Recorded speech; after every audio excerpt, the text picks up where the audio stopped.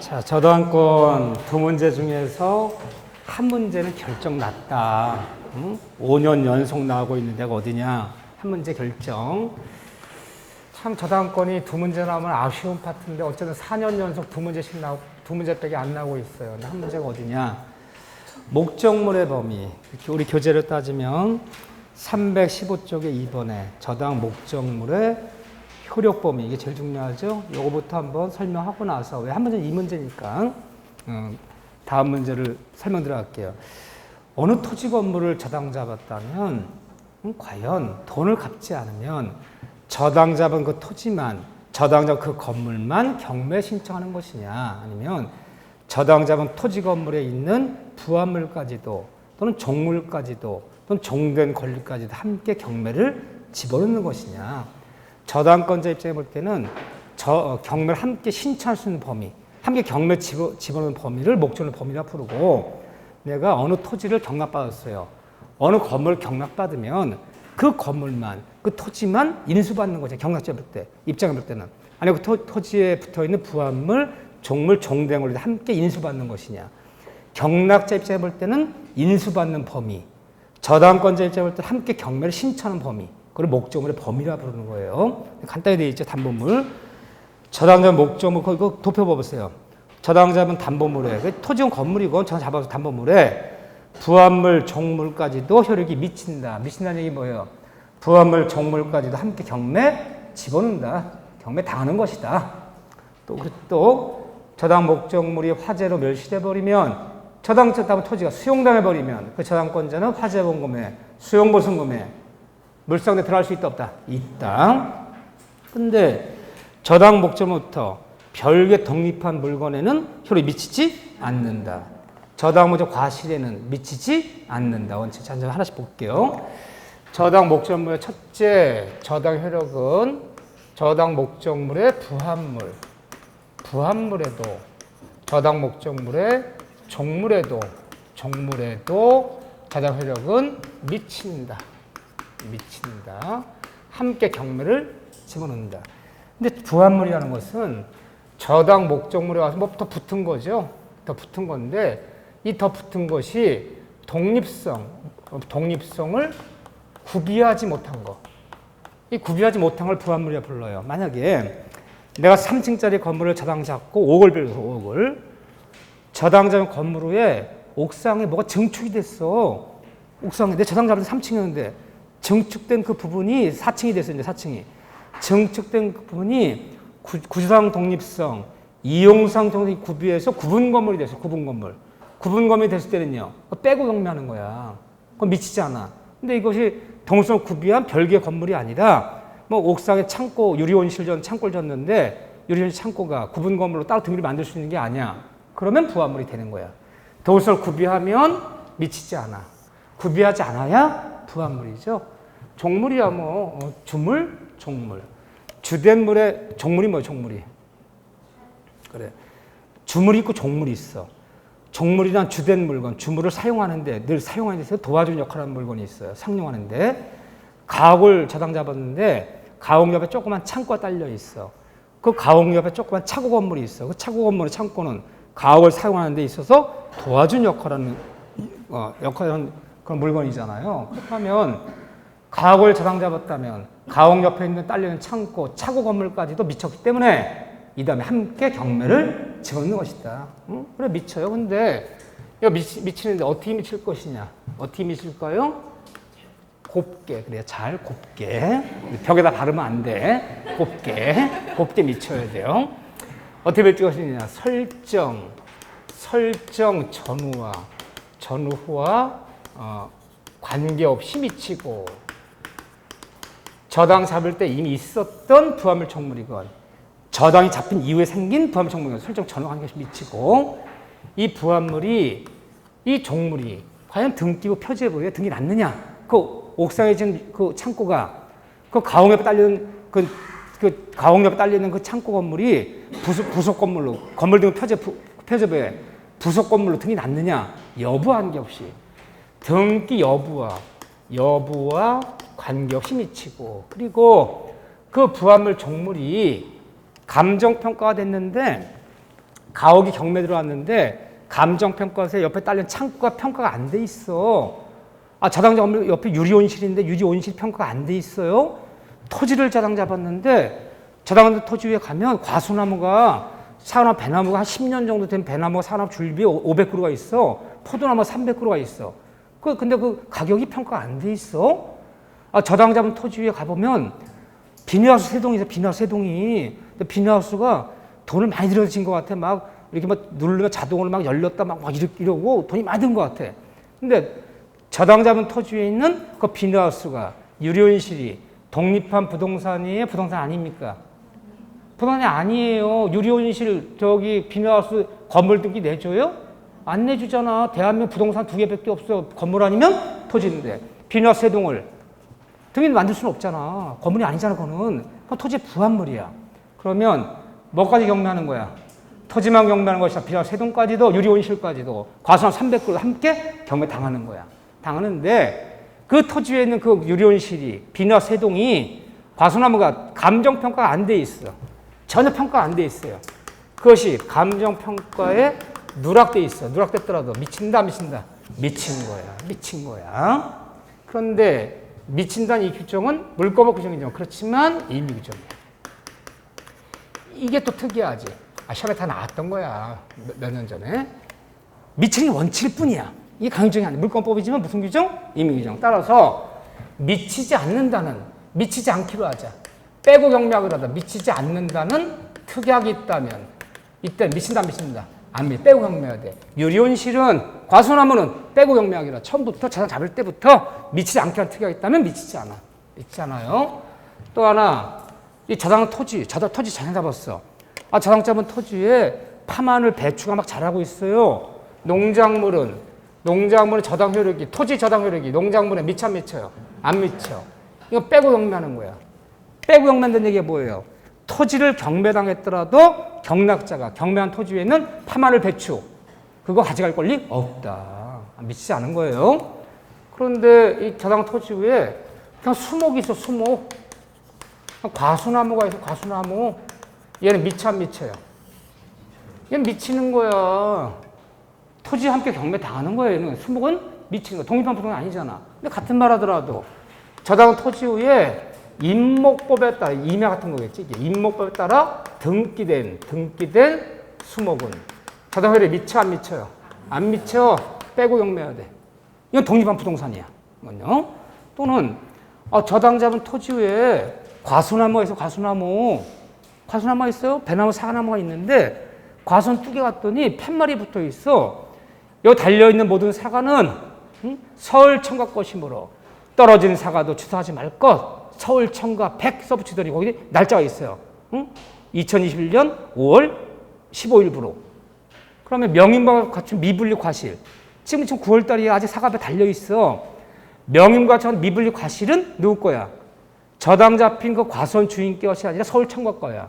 따라서 미쳐 안 미쳐? 안 미친다 그래야지. 그럼 빼고 경매하는 거야. 빼고. 그러면 그건 경락자 인수 못 받는다는 거야. 명인방법을 갖춘 미분리 뭐 과실은 또 지상물은 그건 미치지 않는 거야. 빼고 경매했어요. 이렇게 빼고. 6번째. 저당 목적물 이게 중요한 거야. 이게 요즘은요. 시험 문제 어떻게 나와요? 요즘 여기 물 때 박스 딱 쳐놓고 고르시오. 미치는 거 고르시오. 미치지 않는 거 고르시오. 이게 아주 단골 손님이야 지금. 자, 임야를 저당 잡았어. 저당 잡은 임야에 나무가 수목이 수북해. 저당자 임야에 있는 수목에는 나무에는 저당이 미쳐 안 미쳐요? 임야를 저당 잡은 5,000평짜리 임야를 저당 잡았는데 저당 임야에 소나무가 막 이런 나무들이 막 무성해요. 나무 미쳐 안 미쳐요?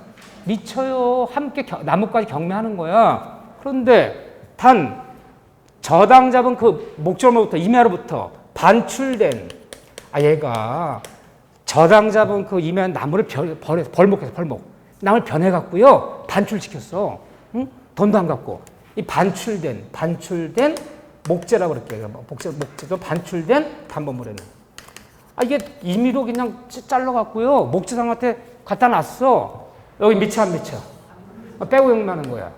근데 반출된 거를 발견하고 저당 쫓아가서 너 내 돈 갚을 때까지 본래 있던 장소 갖다 놔라. 저당권에 기인해서 결과제고 방해제고 본래 내 돈 갚을 때까지 갖다 싸놔. 반출된 목재를 발견하고 저당권에 기인한 결과제고 방해 청구해서 반출 목재를 다시 갖다 싸놨어. 이 이마 위에다 싸놨어. 이렇게. 이게 100트럭뿐이야. 싸놨어. 이 목재는 동산이야. 땅에 붙어있을 때는 부동산이야. 잘라내면 동산이야. 여기 미친 거 안 미치는 거 반환해놨어. 다시 돌려놨어. 여기다 내가. 미쳐 안 미쳐? 미치는 거야. 이때는. 근데 반출 상태에서는 미치지 않는다. 이거예요. 이거. 뭐려 이게? 더 볼까요? 토지 저당의 효력은 저당 잡은 토지, 그 토지 위에 있는 저당 잡은 토지 위에 있는 건물에는 토지 저당 효력은 저당 토지에 있는 건물에는 미친다, 미치지 않는다. 미치지 않는다. 그러니까 토지만 저당다 뭐만 경락하는 거야? 토지만 경락하는 거야. 토지를 경락받은 사람 뭐만 인수받는 거야? 아, 토지만 인수받는 거지. 토지를 경락받았다 토지에 있는 건물과 인수받는 거 아니잖아요. 미치지 않는다. 그런데 다만 일괄경매가 있잖아. 일괄경매. 좀 이따 볼 거야. 일괄경매 신청권 365조. 이런 경우 일괄경매할 수 있다며요. 나대지. 내가 저당 잡을 땐 나대지. 왜 건물이 없었어? 나대지였는데 저당 잡힌 이후에 건물이 신축이 돼버린 거야. 돈을 갚잖아. 그때 토지 저당권자는 저당 잡은 토지명 경매도 되고 저당 잡은 토지는 신축 건물과 다 같이 일괄경매도 되고. 그럼 일괄경매할 때는 미친 거 안 미친 거예요? 그때도 안 미쳤다 그러는 거야. 그때도 일괄경매 하더라도 토지의 경락대금에서만 돈을 받아가야지. 건물의 경락대금은 한 푼도 우선을 받을 수 없다. 미치면 돈을 받아야지 미치는 거지. 응? 다만 토지만 경매 집어넣으면 유찰돼요. 건물과 법적 분쟁이 벌어지니까 유찰될까봐 유찰되지 말라고 빨리빨리 경락되라고 토지와 함께 한 사람이 경락받으라고 유찰되지 말라고 경매 쓸 뿐이지 미치는 거 아니다. 돈을 받아야지 미치지. 어쨌든 토지 저당 효력은 건물에 미치지 않는다라 표현하는 거죠. 이렇게 또 저당 목적물의 과실에는 저당 효력이 원칙은 미친다, 미치지 않는다. 저당권자가 과실을 수취할 권리는 없다. 하지만 예외적으로 언제부터 미친다? 예외적으로 단 압류, 경매 개시 결정, 압류 효력이 발생 후에는 압류를 발생했다는 얘기 뭐예요? 경매 잡았어. 경매 잡으면부터는 과실에 미친답니다. 미친다. 이때부터는 미친다. 그저 원체 미치지 않지만 압류에는 미친다. 표현하는 거죠. 다 됐네. 어려울 거 아무것도 없어. 자, 근데 진짜 이제 여기서 우리가 잘 나오는 질문은 요 질문에 이제 요거만 더 추가하면 돼요. 자, 우리 교재 봐보세요. 외우는 거 아니다. 그냥 눈에 익혀주면 된다. 315쪽에 1번에 동그리 5번 봐보세요. 권리의 종물이든 이게 중요해요. 5번 동그리 5번 별표 특별히 별표 형광펜 거주시고 권리의 종물이든 저당 효력은 저당 목적물에 저당 효력은 저당 목적물에 종된 권리에도 저당의 효력은 종된 권리에도 미친다. 종물에도 미친다. 저당 효력은 저당 목적물이에요. 저당 목적물에 종된 권리에도 효력은 미친다. 반드시 이 지문이 섞이죠. 다 지문 중에는. 그래서 대표적인 얘기가 이 얘기하죠. 어느 구분 건물을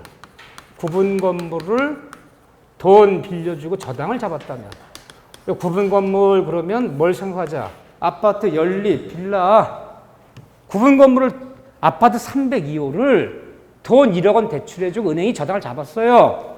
저당 잡을 당시에는 이 아파트 300 아직 대지권 등기가 안 났어. 아, 대지권 등기가 안 난 아파트도 있어요. 아직은. 그래, 막 신축하는 아파트들. 옛날 말로 하면 옛날 말 택지 무슨 지구야. 그러면 우리만 아파트 짓는 게 아니야. 여기저기 막죠. 여기 뭐 택지 송사업이 이루어지기 때문에. 그럼 건물이 다 젖은 다음에 지적소관청에서 이 다음에 측량해서 집원을 새로 매길 수 있어. 새로이 집원을 매길 때까지는 토지 등기부 손 안 대고 있다고요. 그 어떤 데는 그래요. 신축 아파트 입주했는데 아직 대지권 등기 안 났대. 뭐 중요하면 그러는데 대지권 등기는 아마 짧으면 3개월, 길으면 아무리 길어도 5개월 안에 난대. 그러면 보호전등 냈을 때 저당 잡을 때는 대지권 등기가 안 났어. 300에 저당 잡은 다음에 사후에 302호 구분 소유자가 사후에 대지권을 취득했다면 이래 동갑자 하면 302호만 경매한다. 302호 사후에 취득 대지권까지도 함께 경매한다. 함께 경매까지. 이게 미친한 뜻이잖아. 여기 작은 것은 사후에 취득한 이 대지 지분이란 말은 없어. 이거를 대지 사용권이라고 그래. 대지 사용권에도 미치기 때문에 300여만 경매하는 것이 아니라 300여 갖고 있는 대지 지분까지도 함께 경매 집어넣는다. 이 얘기고 건물 저당 효력은 약간 토지 저당 효력이고 건물 저당 효력은 이 건물이 깔고 앉은 토지에 종된 권리에도 미친다, 안 미친다? 미친다. 여기도 미친다. 그래서 이 건물이 자기가 자기 땅 위에 건물 지은 것이 아니라 남의 땅 토지 임대계약 맺어서 20년 임대계약 맺어서 남의 땅 지상 설정하고 그 지상권자가 토지 임차인이 건물을 졌어. 건물 진 다음에 그 건물을 저당 잡혔어. 돈을 갚지 않으면요. 그 건물만 경매하는 것이 아니라 건물이 깔고 앉은 토지의 지상권도 토지 임차권도 함께 경매당하는 것이다. 그게 건물 저당 효력은 건물 깔고 앉은 토지에 종된 권리에도 미친다 표현하는 거야. 요거 여기 거기 있어. 기억 니은 이 지문 제일 유명한 지문이야. 요즘은 이 지문이 꼭 섞여요. 자, 완벽히 봤어. 완벽히 반드시 맞춰. 하나 맞았고 이제 하나 맞았어. 이제 몇 문제 남았어? 10월 30일까지. 우리 10월 30일 시험 보잖아요. 9시에. 23문제 남았어요. 23문제. 하나 맞힌 거고. 23문제 맞추면 일단 60점 넘어서는 거야. 자, 이런데 다만 거기 물상대 넘겨보세요. 이 단다시 문제가 의외로 물상대가 잘 나와요. 요즘 문제들은 여기 나온 데가 좀 정해져 있어요. 그래서 어떤 데는 그래요. 우리가 법대 학생이고 이거 민법을 기초로 민법은 배울 것이 아니라 앞으로 민사소송법도 배우고 강제집행법 배우고 이걸 기초로 해서 많은 걸 배워 들어갈 때는 체계적으로 논리적으로 배워야 돼. 전체 그림을 그려줘야 돼. 이게 이렇게 출발해서 목차가 이렇게 되고 이 목차에서 이런 얘기가 나오고 이런 얘기 나온다. 늘 선생님이 신경을 써줘야 돼. 객관식은 그런 거 묻는 거 아니야. 객관식은 숲을 묻는 게 아니야. 뭘 물어요? 나무만 묻는 거, 나무만. 그게 객관식이야. 숲까지 가르치는 건 공부량이 엄청 늘어나는 거야. 사람들이 그거 하려고 확 전체를 끼워 막. 전체 끼는 거야, 민법은요. 103조 가담과는 이중매매에 있어서 문제가 그렇게 시작돼. 그럼 거기서 다짐이 나와. 다음 중 전세권 법정갱신에 있어서 법정갱신 5지문이 나와. 나무만 묻는 거야, 나무만. 이거 전체를 모르면 이게 민법총에서 말하는 거와 개혁반 이 말하는 게 이게 무슨 소리지? 연결되는 거구나. 전체를 모르면 못 맞히는 문제는 한 문제 있을까 말까에. 우리는 뭐만 보자? 나무만 보자는 거야. 숲 보는 거 아니야. 그래서 사람들이 부분에 들어가면 그 부분에 집중해야 돼. 부분에. 만약에 이거 나왔더라면 이 얘기만 나와, 이 얘기만. 다른 문장에 섞여야지. 이게 우리 민법 전체가 어디에 속하는 거니? 그런 걸 묻지 않는데 뭘 목차를 적어가면서 목차 밑별로 뭘 강의를 해. 그걸 공부를 한번 늘려주는 거야. 우린 나무만 보자. 숲 볼 필요 없어. 그게 바로 70점짜리, 8점짜리지. 숲을 보지 못하면 맞히지 못하는 문제는 적어도 90점짜리 이상의 문제야. 그 문제는 버려. 내가 다 버려줄 거야. 내가 시험 갖고 올수록. 응? 그래서 아는 것만 해도 정확히 알고 가자는 거야. 미세한 데까지. 응? 이것저것 괜히 아는 것만 하요. 공방에 많게 돼. 막 교과서도 막 이것도 하고 막 팔레트 강의 듣고 뭐 이런 강의 저런 강의 듣고 막 그냥 아는 것만 하. 머리가 복잡하고 아는 것만 하는데 점수는 안 나오네. 하도 아는 게 많으면 점수가 안 나와요. 왜? 싫다라 치면 머릿속에 엉켜 있는 거야. 너무 많은 걸 알면 민법 잘못하면 그걸 완벽히 소화시키면요. 완벽히 소화시키면 8점, 9점대로 올라뛰어. 소화가 안 되는 어중짜면 60점 넘어맞아, 잘못하면. 그래서 여러분들이 타겟을 정확히 하자는 거야. 수단시하는 공부는 수단시하를 끝내야 돼. 내가 민법 공부할 수 있는 시간은 시험 볼 때까지 일주일에 하루, 이 정도지. 이 정도에 내가 7점 맞으면 어떻게 할까? 버려야 돼. 공법, 민법 다 버려야 돼. 누가 그 선생님이 버려줘야지, 선생님이. 자, 물수양도 해보세요. 본인들은 못 버려. 물상대 하나 주의할 문장이 있어요. 쭉 읽어보면 2번 전제조건. 물상대 전제조건. 자, 밑줄. 저당량 목적물이 멸실되거나 화재로 없어지거나 수용 공용침상에서 가치비용물이 존재하면 그럼 저당권자는 그 화재보험금으로 수용보상금으로 올라가서 내돈 먼저 갚아달라고 하는 게 바로 물상대인데 수용력이 나올 때 협의 요거 하나 주의하셔야 될 거 굉장히 중요한 얘기야. 주의. 저당물이 매매되거나 매매대금, 부동산 매매대금, 저당목적 매매대금 또는 임차보증금, 뭐 전세보증금, 전세금 또는 협의로 보상인데 협의 수용돼서 협의보상금에는 보상금 앞에 무슨 자가 들어간다? 협의자가 들어가면 이거는 매매대금이에요. 매매대금 똑같이 취급하는 거야. 따라서 이런 데 물상대 들어간단 말 있다 없다? 없는데 그냥 이렇게 안 나오고요. 수용보상금에는 토지 수용법에 따른 수용보상금에는 물상대 들어갈 수 있어 없어요? 있어. 근데 협의로 보상하여. 이거는 수용보상금이 아니야. 협의로 보상한다는 얘기가 뭐예요? 관공서가 지자체가 평택시가 안성시가 일반 개인 만나서 개인 땅을 매수한 거야. 왜 매수했니? 토지수용법이 아니라. 여기에 도로가 좀 위험해. 도로법에 따라서 아무 문제가 없는데 도로가 너무 굴곡이 심해갖고 사고가 자꾸 나네. 지자체에서 그 옆에 땅을 사들여서 요만큼만 좀 공간 넓혀놓자. 이렇게 넓혀놓자. 땅 주인 만나서 평당 요 100평 파세요. 평당 100만 원씩 이러고 살게요. 지자체가 매수한 거야. 그걸 협의보상금이라 부르는 거예요. 그거는 매매대금이야. 그런데 물상대 들어갈 수는 없어요. 수용보상금 다른 거예요. 협의자 들어가면 여기는 물상대 못 들어간다. 요거 못 들어가. 가치비용분이 아니다. 요거만 기억하시면 돼. 3번에 물상대 취하려면 뭐 하여야? 지급 전에 화재보험금을 수용보상금을 지급 전에 뭐 하여야? 압류하여야. 지급이 된 후에 지급 후에 압류하면요. 이 채무자 때 다 지급했어. 지급한 후에 압류해봤자 물상대는 말 없고 그 화재보험금을 수용을 뭐 하기 전에? 지급 전에. 후에 압류하면 물상대 못 들어가요. 인정 안 해요? 전에. 누가 압류하라는 거야? 지급 전에. 3번에. 누가 압류한다? 저당권자 자신이 압류하면 틀려. 자신이 압류하잖아도 압류 지급 전에. 화재보험금이 지급되기 전에 압류를 잡아야 돼. 누가 압류할 것이냐. 또 가압류도 좋아요. 압류는 제3자 누구라도 무방하다. 이래야지. 저당권자 자신이 압류하여야 틀리는 거야. 아무나 한 명 압류하면 되는 거야. 저당권자가 압류하지 않아도 채권자 아무나 한 명만 압류하면 되는 것이지. 물상대라는 거지. 꼭 내 자신이 압류해 물상대는 말은 아니다. 하지만 중요한 단어는 뭐라고요? 지급 전에. 근데 살짝 바꾼단 말이에요. 지급한 후에 그러면 틀려. 지급한 후에 압류해봤자 물상대는 말 없어요. 지급 전에. 그 단어 꼭 기억하셔야 돼. 오케이.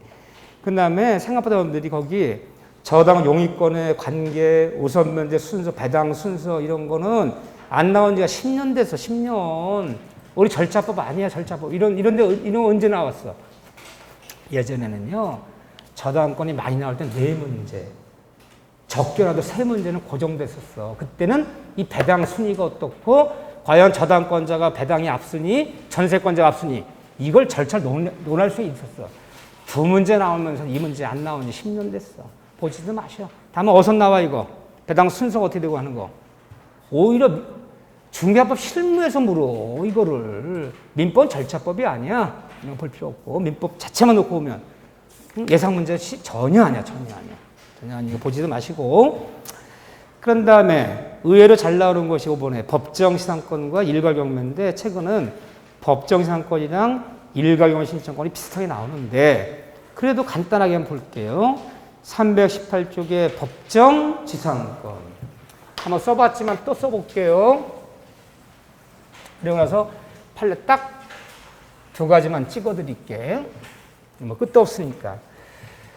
자, 보통 우리가 법정지상권이라고 얘기하면 다음 시험 문제가 갔더니 법정지상권에서 맞는 것은 틀리는 것은 보통 우리가 법정지상권이라고 우리 단어를 쓰면 앞에 뭐가 생략된 거예요? 366조에 이 말이 생략된 거야. 이 말이 생략된 거야. 응? 360 법정. 이걸 써주는 게 원칙인데 안 써줘도 이걸 얘기하는 거야. 응? 토지 건물이 동일한 소유자였는데 달라진 원인이 우리 법정상권은 내가 내 땅에 내 건물 있으면 문제 안 되잖아요. 토지 소유자와 건물 소유자가 달라지게 됐을 때 건물을 보호하고자 건물을 존립시키고자 토지 소유권을 30년, 15년 희생시키는 것이 바로 법정 지상권이에요. 건물을 보호하고자 토지 소유자를 희생시키는 게 법정 입법 취지야. 달라지게 됐을 때 달라진 원인이 토지 소유가 왜 달라진 거야? 원인이 반대 무슨 이야기가 나온다? 무슨 얘기가? 저당권 실행 경매. 저당권 실행 경매를 통해서 달라지게 됐을 때 토지 소유가 달라지게 됐을 때 저당권자가 동갑지 않는다고 저당 잡은 토지건물 경매 집어넣는 걸 무슨 경매라 불러 이걸요? 저당권자 집어넣은 경매를 속칭 임의경매. 아유 공부 많이 하셨구나. 축하드려요. 합격하셨어 저분. 자격증 깔아놨어 바닥에. 응? 바닥에 깔아놓고 공부하는 거야 지금. 되게 부러워하는 눈빛이야. 그래요. 임의경매를 통해서 달라요. 법원에서는 경매는 임의경매가 있고 강제경매가 있는데 임의경매란 담보 잡은 사람이 부동산 담보 저당 잡은 사람이 경매 집어넣으면 임의경매. 일반 채권자가 저당 잡은 사람이 아니야. 일반 채권자가 채무상대 소송 내서 판결 받아서 집행문 부여받아서 채무문 부여받아서 압류를 잡아버렸어. 이게 빌려온 돈 1억을 안 갚네? 1억 갚아라 판결 나왔어. 그래도 안 갚아.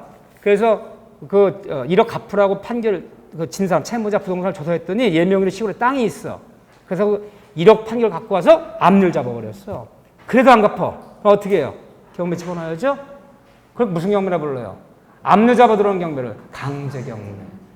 강제경매를 통해 달라지게 되면 그거는 관습법이고 임의경매를 통해 달라지게 되지만이 선명히 법정지상권이야. 이렇게 달라지는 원인은 이거죠. 그런데 경매를 어떻게 집어넣었다는 거야? 저당권자가 경매를.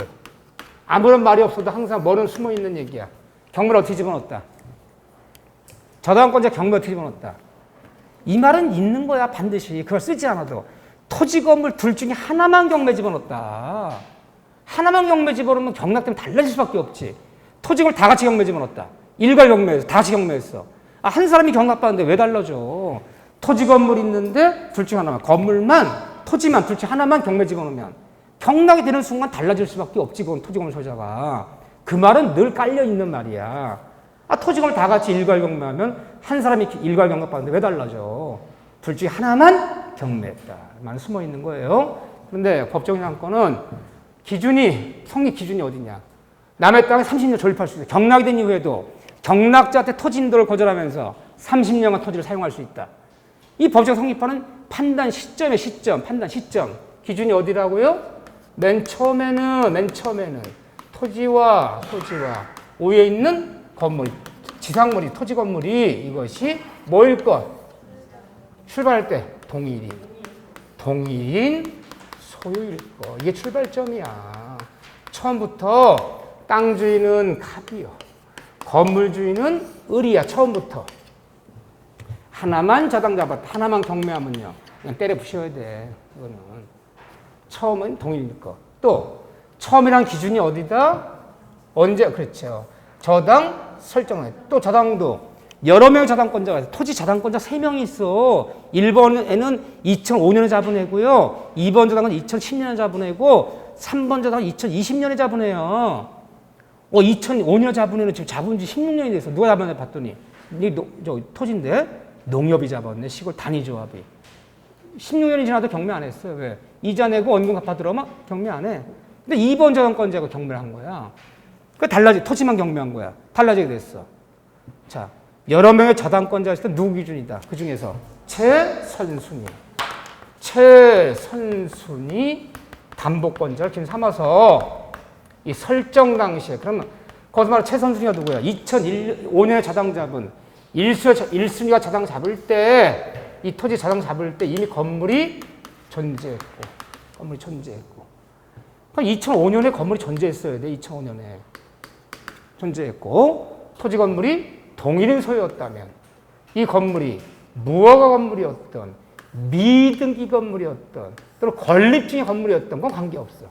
그렇지만 어쨌든 여러 명의 저당권자가 있을 땐 누구? 1순위 저당권자가 토지의 저당 잡을 때 이미 건물이 존재했어야 돼. 1번이 2005년에 잡을 때 없었던 건물을 2008년에 진 거야.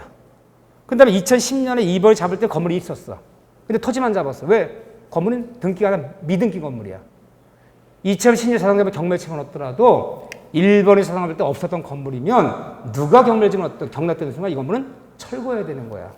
최선제 저당할 때 이미 건물이 존재했어야 되는 거야. 이때만 존재하고 동인이었다면 설사 이것이 경매 당시는 뭐가 아니더라도 동인이 아니더라도 관계없다. 토지에 저당 잡을 때는 보통 토지 저당 잡는 얘기를 많이 해요. 동일인이었어. 자, 2005년에 15년 잡을 때는 동일인이었어. A가 돈 1억 빌려주고 토지만 저당 잡았어. 그때 2015년이야. 이미 건물이 있었어. 근데 건물에 저당 안 잡았어. 왜 안 잡았을까요? 무허가 미등기. 등기부가 없어요. 등기부가. 무허가 미등기 건물이야. 없으니까 토지 저당 잡았어. 그럴 수 있잖아. 근데 동일인이야. 그랬더니 또 이거를 무허가 미등기 건물을 또 넘겨버렸어. 그래서 재현전 을한테 넘어갔어요. 예를 들면 무허가 미등기 건물이나 매매 못한다는 법은 없어. 응? 계약서 쓰고요. 2천에 넘겨주기로 하자. 그런데 2019년인데 4년이 지났는데 돈을 안 갚아요. 그 사이에 또 건물 소유자는 바뀐 거야, 이렇게. 자, 돈 안 갚아요. 경매 집어넣으려고 그래. 토지 저당권자 A는 뭐만 경매 집어넣어야 돼요? 토지만 집어넣어야 돼. 다 같이 경매할 수 있어요. 토지만. 왜요? 토지 저당료력은 건물에 미치지 않는다니까. 토지 저당 잡을 때 이미 건물이 있었잖아. 있었던 거를 저당 못 잡으면 토지만 경매해야 되는 거야. 토지만 경매한 거 3번 유찰된 것을 변경나기가 3번 유찰 토지만 경락받았어. 토지 경락받았다 건물까지 인수받는 거 아니라니까요. 건물 소유자는 을이야. 이 건물 이 토지에 법정 상권 있나요? 없나요? 있어요. 언제만 동인이었다면 설정 당시만 동인이었다면 경매 당시는 동인이 아니어도 관계없다. 기준은 어디만 기준 삼아라? 설정 당시만 기준이지 여기만 기준이지 이건 경매할 필요가 없다. 일단 이 정도 얘기해서 나와주고 이거 이상이 나와버리면 너나 나 찍는 거야. 현장에 짐은 길어지고 지금 아주 정신없어 죽겠어. 하나하나 다 그림 그리면서 볼 수도 없어. 자, 그런 다음에 이제 최근에 법정에는 혹시 가끔 나왔다면 가끔 나왔냐 몇 번 나왔냐 5년 보면 2번 나왔어. 5년 최근 5년치에서 28, 29, 30 아니 27, 28, 29, 30, 31에 5번만 법정에서 2번밖에 안 나왔어. 2번 다 이 정도 수준이야. 자, 근데 중요한 얘기는 이 얘기예요. 철거 후 신축. 이 얘기가 2번 연속 나왔어요. 저당 잡을 때 저당 잡았어요. 2015년에 투에서 저당 잡을 때 이 건물이 있었어. 있는 건물을 내가 때려부셨어. 저 있었던 건물을 철거 후 다시 신축했어요. 철거 후 신축했다. 자, 2009년에 뭐만 경매했다? 토지만. 이건 당연한 얘기지. 토지만 다 같이 경매하면 안 달라진다니까. 토지만 경매했다면 과연 신축한 건물이 법정 상권이 있겠느냐 없겠느냐. 신축한 건물을. 저당 잡을 때 있었던 건물 철거 후 신축했다. 토지만 경매했다면 과연 신축한 건물이 법정에 인정되겠느냐 인정 안 되겠느냐. 된다는 거요 안 된다는 거요. 아직도 나를 모르시네. 아직도 네번 모르지. 나누면 될 수도 있고 안 될 수도 있다는 소리지. 된다 안 된다 그러면 어떻게 하셔. 이것이 토지만 단독저당. 토지만 단독저당 잡은 거야. 토지만 저당 잡은 거야. 토지만 저당 잡을 때 있었던 건물을 철거 신축했다. 토지만 경매했더라도 이 신축 건물은 법정 상권 인정돼요. 이때 인정되기 때문에 경락대 완납한 후에도 경락자들 토진들 거절하면서 15년, 30년 사용할 수 있다. 그런데 처음부터 철거 신축을 하는데 토지와 토지 건물에 다 같이 공동저당이요. 2010년 저당 잡을 때 A가 저당 잡을 때 위에 건물이 있었어요. 동일인이었어. 토지 건물 다 같이 잡았어. 여기 잡고 여기 다 잡았어. 다 잡았어. 처음부터 공동 잡은 건물을 철거 후 신축했어. 그러면 옛날 철거한 건물이요. 이건 신축한 건물이야. 철거한 건물 등기부 어디 갔을까? 토지 건물 다 저당을 잡았어. 근데 저당 잡힌 건물 철거 때려 부셨어. 때려 신축했어. 그럼 건물 등기부 어디 갔을까? 있었던 목적을 멸실하면 멸실등기 신청해서 건물 등기부 폐쇄시켜버리고 신축한 건물 새로이 보존 등기를 신청해야지. 옛날 건물 등기부 살려 못 쓰잖아요. 그 옛날 건물 등기 저당 잡은 거 어디 갔어? 멸실등기 신청이 되는 순간 건물 등기가 폐쇄되는 바람에 저당은 날라갔지. 신축한 건물에 얘가 등기를 안 내는 거야. 우리는 등기는 신청주의, 직권주의예요. 신청주의야. 얘가 신청 안 하면 등기부가 없어. 등기부가 없네? 할 수 없이 뭐만 경매했어? 토지만 경매했어. 이 건물은 어떻게 알아? 이 건물은 때려 부셔 인간아. 처음부터 공동자를 잡았다는 것은 처음부터 다 같이 경매할 수 있었던 거야. 처음부터. 근데 때려 부시고 신축하는 바람에 신축한 건물 등기를 안 내버려. 보증 안 내버려. 등기부가 없잖아. 옛날 건물 등기에 있어 건물 등기에 저당권 날라가 버렸고 등기가 폐쇄돼 버리니까 이 경우까지 법정 인정해 버리면 다 머리 쓰지. 이 경우는 어떻게 하라? 철거해라. 이게 법정상 인정돼 버린 토지가 경락이 안 돼요. 이게 유찰되지. 아 옛날 다 같이 경매할 수 있었는데 때려보시고 신축하더니 등기부를 안 만들어? 그래 이게 법정 인정된다면 3번, 4번 유찰돼도 이거 경락이 안 돼. 받을 돈이 모자라. 이때는 어떻게 하라? 철거하라. 이때는 철거하라. 그럼 여러분들이 이제 결론. 뭘 듣고 나면 결론을 내려야 돼. 자, 문제 딱 읽는데 토지의 저당자에서 있던 건물을 철거 후 신축했다. 토지만 경매했다. 법정이 있느냐 없느냐 뭘 나누는 거야? 철거 신축이 중요한 게 아니야 지금. 무슨 저당이니? 토지만 단독 저당 건물을 철거 신축했다면 인정. 토지 건물에 무슨 저당? 공동 저당 건물 철거 신축했을 때 토지 경매도 철거. 이건이 갖고 나눠야지. 이거 갖고 나눠주는 게 아니잖아 지금. 단독 저당이냐? 공동 저당이냐? 오케이. 그 얘기가 319쪽에 니을번 동그라미 니을번 거기 동그라미 2번에 기억 동그라미 거기 있어요. 그 니을과 밑에 있는 2번에 있는 니을과 그 2번에 있는 기억을 연결해서 맨날 이거야. 여기에 승부 걸고 말자. 또 법정량권은 3회 법정량권은 강행규정, 임의규정. 강행규정. 특약과 의사로 배제할 수 있다 없다? 없다. 특약으로 창설할 수 있다 없다? 없다.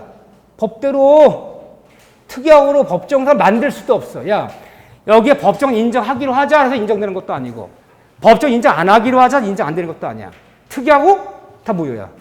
법에 규정대로만 가야 돼. 특약으로 법정을 만들 수도 없고 특약으로 배제할 수도 없고.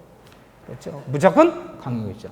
또 법정상권 등기하지 않아도 인정한다, 인정 안 한다? 인정한다. 하지만 그 치상물을 남한테 팔아먹을 때는 어떻게 하라? 등기한 다음에 처분해라. 항규정. 네, 그 정도 봐주세요. 자, 320페이지에 이번에 일괄용매권. 작년에도 이게 나왔죠? 그래서 요즘 시험 문제 특성이 뭐냐? 특징이. 한마디로 욕하자면 너무 어려운 부분을 안 내려는 습성이 있어. 이 출제원들이. 그게 내긴 내야 돼. 옛날에는 일괄용매 나오지도 않았어요, 이건. 법정상권 이걸 물었지. 이게 어렵거든요. 근데 이걸 내기가 좀 부담스러운 거예요. 전공자 아닌 사람들이 이 법정상 구체적 사례 문제를 길게 내면 굉장히 지문도 길고 어렵잖아. 그러면 자꾸 이거 대신 일괄용매를 내기 시작한 거야. 과거에는 일괄용매 나오지도 않았어. 근데 최근에 일괄용 신청권이 더 잘 나와, 이게. 아무것도 아니야. 일괄용 신청권 별표 2개. 자, 365조죠. 365조면 우리민법의 일괄 경매 신청권이다 또는 청구권이다라고 불러도 돼요. 어려운 건 아무것도 없어요. 이런 제도가 있는데 언제 쓰는 거다? 나대지일 때. 나대지. 왜 건물이 없어? 이런 것을 우리가 나대지라 불러. 빈토지. 토지 소유자가 갑이었어요. A라는 사람이 토지 소유자에게 돈 5억 빌려주고 토지의 저당을 잡았어요. 건물이 없었어. 언제? 2015년에. 저당 잡을 때는 없었어요. 토지에, 현 문제가 토지에 저당이 설정된 후에 나중에 건물이 축조되었다. 건물이 축조되었다. 언제? 2016년에. 건물이 축조되었다. 누가 건물 졌다는 거예요? 저당 잡을 때 없었던 건물을 토지에 저당 설정된 이후에 나중에 건물이 신축되었다. 누가 건물을 신축했죠? 누가 건물을 지었죠? 누가 지은 건 중요하지가 않아. 을이 졌는지, 갑이 졌는지, 지상권을 설정, 지상권자가 A가 졌는지 누가 중요하지 않아. 어쨌든 건물이 신축되었다. 근데 돈을 갚았다면 문제가 되나요? 안 되나요? 안 돼. 돈 안 갚아. 4년 만에 경매를 집어넣으라 그래, 경매를 4년 만에. 경매 당시 경매를 집어넣어 봤더니 토지 저당 설정자가 신축한 건물의 소유자였다면 을이 져서 얘한테 양도했을 수도 있어. 누가 친 건 중요하잖아. C라는 사람이 져서 얘가 양도를 받았어. 어쨌든 경매 당시에 동일인이야. 그 말로 표현할 때는요. 토지 저당 설정자가 신축한 축전 건물의 소유자라면 동일인. 이때는 토지 저당권자 A는 이때는 뭐 할 수 있다? 선택할 수 있다. 선택할 수 있다.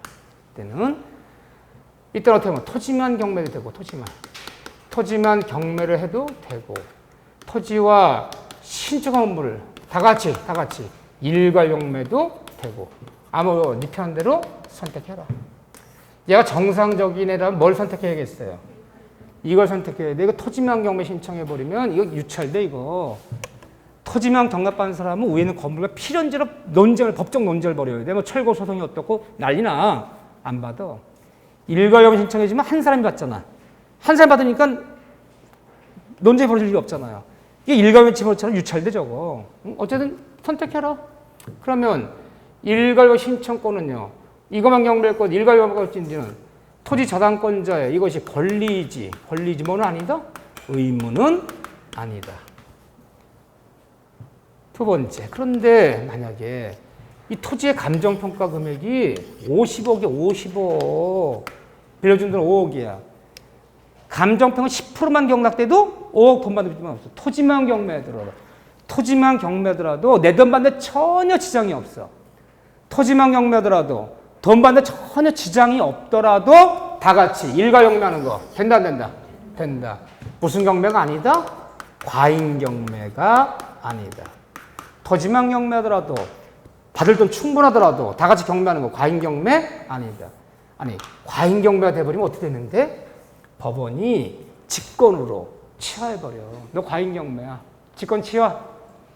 토지만 경매하더라도 받을 충분하더라도 건물 일괄 경매는 과잉 경매 아니다. 또 다 같이 일괄 경매했어.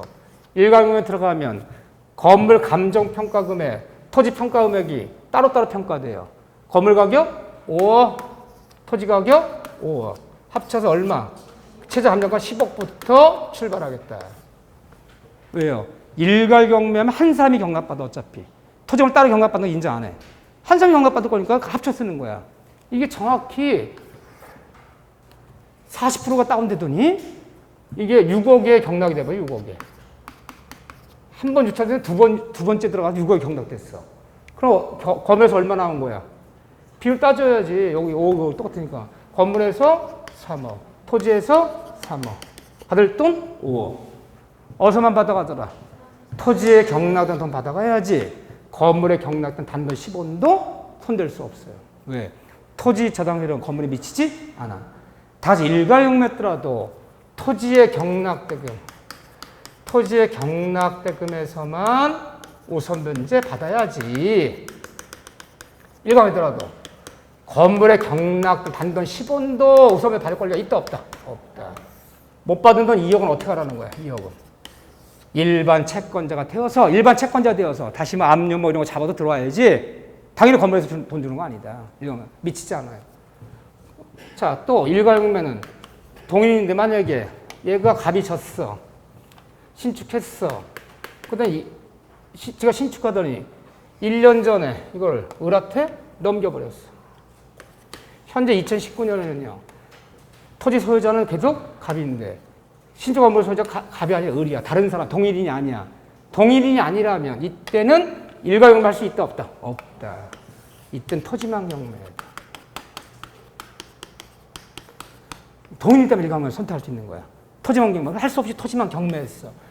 토지만 경매한 것을 일가용매 안 되니까 동인이 때문에 일가용매하는 거야. 동인이 아니라면 일가용매 못해. 토지만 경매해야 돼. 한 3번 유찰되더니 변경락이 싸다고 토지만 경락 받았어. 왜? 건물 일가용매 안 되니까 건물 소유자는 을이야. 그럼 이 건물의 이 토지 위에 법정 지상권이 한 것이 있다는 거예요? 없다는 거예요? 있다면 존립 30년. 없다면 철거. 있어 없어요? 없어. 이 건물은 철거의 대상이야. 즉 토지만 경매했더라도 법정상 문제 생긴다 안 생긴다? 안 생긴다. 왜요? 우리가 말한 법정 지상권은 어떻게 생기는 거야? 2015년에 토지 저당 잡을 때 이미 건물이 뭐였어? 이미 건물이 존재했어야 돼. 이게 법정 출발이야. 토지 저당 잡을 때 없었던 건물을 나중에 져서는 비록 토지만 경매더라도 법정상 문제는 없어. 그렇지만 법정 성립이 안 된다고 해서 토지만 경매하면 토지 경락자가 위에 있는 건물에 철거 소송을 내야 돼. 소송 안 내고 철거할 것 같아요? 소송비 들지, 시간 걸리지, 속속지. 그러니까 경락을 안 받는 거야. 법정상 문제는 발생치 않아. 토지만 경매하더라도. 이해되죠? 네, 오케이. 완벽하네. 얘 나오라 그럴까요? 야, 올해 뒤에 하나 거저 주고 가라. 야, 거저 줘라. 야, 거저 줘라. 거저야 다른 지문이 없어. 이거 나오면 제일 쉬워요. 자, 그런 다음에 321쪽에 제3취득자. 이 제3취득자는 굉장히 자주 나온 파트는 아니지만 나왔다 그러면 치명적이야. 가끔 나와. 근데 나왔다 그러면 다 틀려. 그래서 정리하는 거야. 자, 그러면 저당권에서 제3취득자가 뭐냐? 그거 의 보세요. 누가 저당권을 돈 빌려주고 토지 건물을 저당 잡았는데 저당 잡은 토지 건물에서 제3취득자가 누구냐? 법률 용어예요. 의 보세요. 저당권이 설정된 매도인세 부동산을 매입한 자, 양수인, 부동산 양수인, 또는 저당 설정 후에 전세권, 임차권을 취득한 자, 이런 자들을 우리 제3취득자라 불러요. 한마디 뭐예요? 저당이 설정된 부동산을 매수해서 양수받은 양수인.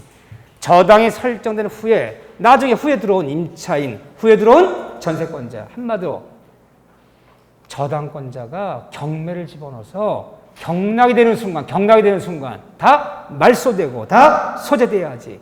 경락자 때 대응하지 못한 사람들. 한번 후순위 걸리자야, 후순위. 그렇죠? 이네들 경락돼 버리면 다 날아가는 거야, 다 날아가는 거예요. 얘들도 다음과 같은 제도를 둬서 쬐끔 보호하고 있다. 쬐끔. 어떻게 쬐끔 보호하겠냐? 이런 제도를 둬서 그나마 얘들을 근본적으로 보호할 방법은 없어. 후순위인데 뒤지는 애를 어떻게 근본적으로 보호합니까? 그렇죠? 이런 제도는 있다는 거. 첫째, 얘들도 저당이 설정된 후에 양수받은 양수인. 저당이 설정된 후에 들어온 후순위 임차인. 후순위 전세권자. 경락자가 경락해서 경락대에 완납된 순간 다 말소될 애들, 다 날라갈 애들, 대응하지 못한 애들.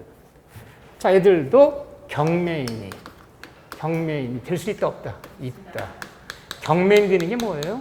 얘들이 판사님, 저희들이 경락받을게요. 내가 경락대금 써서 경락받을 수 있다 없다? 있다. 네가 경락받아서 피해를 최소화시키라는 거야. 경락자 될 수 있다. 경매인이라는 얘기가 얘들이 경락받을 수 있다. 이건 아무것도 아니야. 그런데 경매인이 못 들인 사람, 어떤 경우에도 법원에서 경매 벌어질 때 경매 못 받은 사람 누구? 한 사람 못 받아. 얘는 경락 못 받아. 얘는 채무자. 채무자 자신은 경락 못 받아요. 얘를 제하고는 누가 경락받을 수 있어요? 저당자분 은행이 지들이 경매를 했더니 지들이 경락받아 버리네? 돼요 안 돼요? 돼요. 물상보증인이 채무 대신 물상보증자가 지가 경락받는 거 돼요 안 돼요? 다 돼. 저당 자신도 경락받을 수 있어요. 자신도. 하지만 누구는 안 된다? 채무자. 또 얘들은 대의변제 있어. 대의변제. 저기요. 우리가 대신 갚아줄 테니까 채권자 씨는 경매 취하시고 그거 제가 말씀시켜 주세요. 후순위가 대의변제라는 거 된다 안 된다? 된다. 근데 대변제할 때는 어디까지 대변제해줘야 돼? 이게 일반 저당이라면 후순위가 대변제 일반 저당권이야. 근저당이 아니라는 얘기를 강조하는 거야. 일반 저당권이라면요. 원금 플러스 이자 플러스 지연 연체료. 전이자는 어디까지만? 1년분까지만. 대변자면 되는 거예요. 왜? 어차피 경매 들어가도 후순위가 있을 때는요. 경락되면 일반 저당권자로 원금 플러스 이자 플러스 지연이자는 1년분까지 이게 배당을 안 해주거든.